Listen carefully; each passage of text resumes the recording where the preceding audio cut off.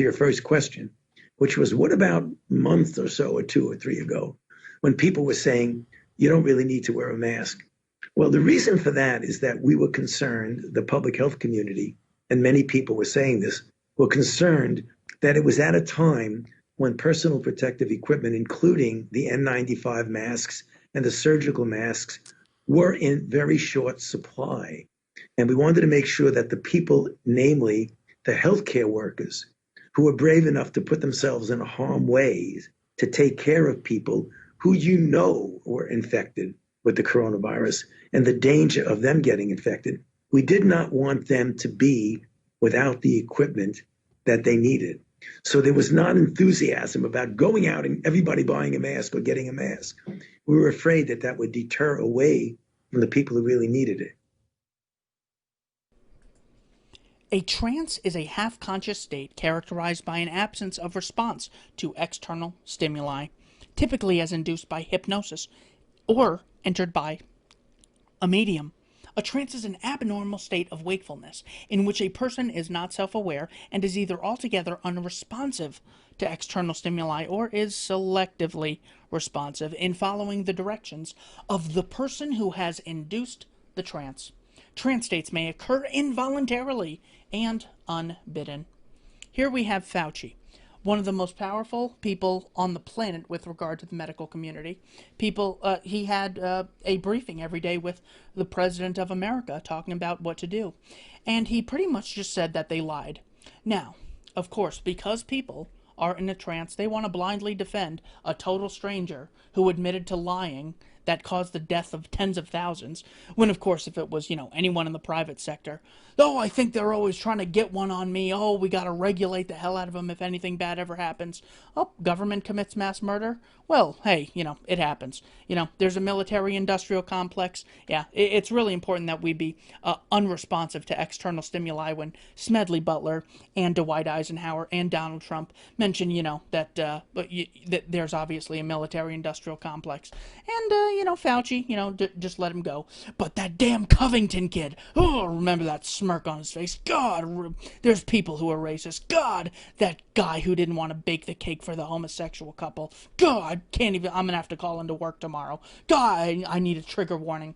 See, they tell you what to get mad at. You are selectively responsive. Fauci said, masks are not 100% protective. However, they certainly are better than not wearing a mask. So he lied about something that was certainly better. Not, well, there's costs and benefits. Well, there's differing opinions. It's certainly better. They lied about something they were certain about. Now, this goes hand in hand with the World Health Organization lying in January of 2014. Now, was it lying because they had so little information and just wanted to get the word out? I don't know. Were they lying just on accident? Was it a mistake? Well, I've about had it with guessing about mistakes, considering the World Health Organization is run by an admitted communist, Tedros, who covered up 2 cholera outbreaks in Ethiopia. Now, also, it's important to mention that the mask shortage was caused by the government. Coronavirus cases have surged, but the U.S. is refusing, a group of psychopaths called the FDA and the state are violently stopping people from making voluntary exchanges. And they want to say 330 million people are refusing to take this. Obviously not.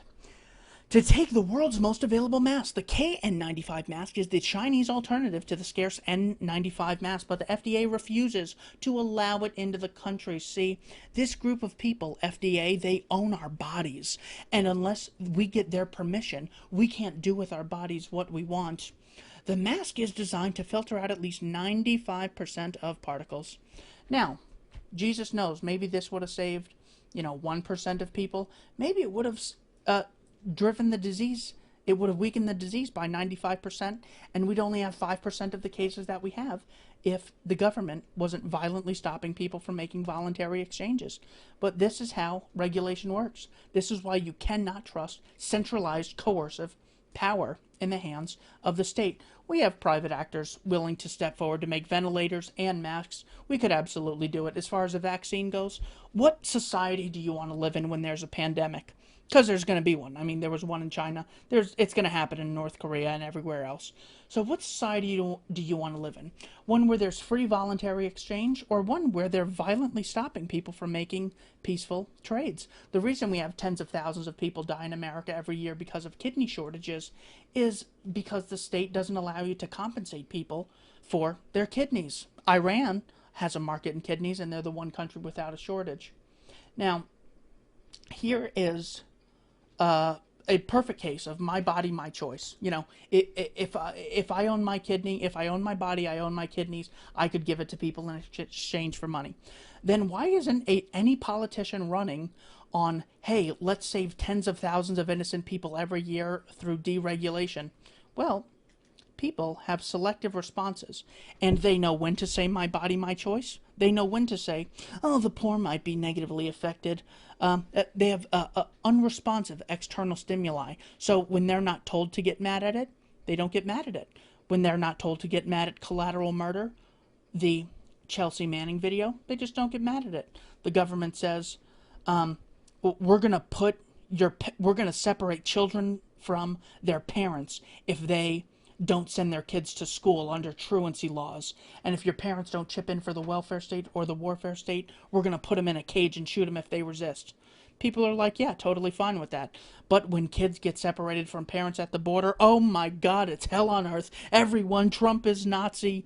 When the reality is the 2014 picture of kids in cages that was going around was actually taken under Barack Obama, and it was published in the Arizona Republic in 2014. But the populace is unresponsive until the trance maker, or the medium, tells them in selectively responsive ways to get mad at something. Get mad at, cop kills person, and they're like, yeah, that was probably motivated by race. Really? Government openly says we make laws. Because we write these laws, you have an obligation to obey them. If you disobey them, you should be put in a cage and shot if you resist. And people are like, yeah, that's probably skin color related. Even though, men are drafted by the tens of millions throughout all of history under the worst conditions, forced labor, worse than any cotton picking slavery you could ever imagine. Oh, why can't people why do people think, white men were not oppressed? Selective responses. They just tell you what to get mad at. Be scared of COVID. Be upset and support Black Lives Matter. The Trump rally's very dangerous. They're going to spread COVID. Everyone needs to be protesting in large numbers altogether. Be mad at the 1%. Be mad at inequality. Watch out for Iran. Watch out for North Korea. Russia hacked our election. The Covington kid was smiling in the face of a Native American. Poor Jesse Smollett. There's so much racism. There's so much sexism. What about the Muslim ban? Oh, deregulation is upon us. Oh, the rich are getting richer.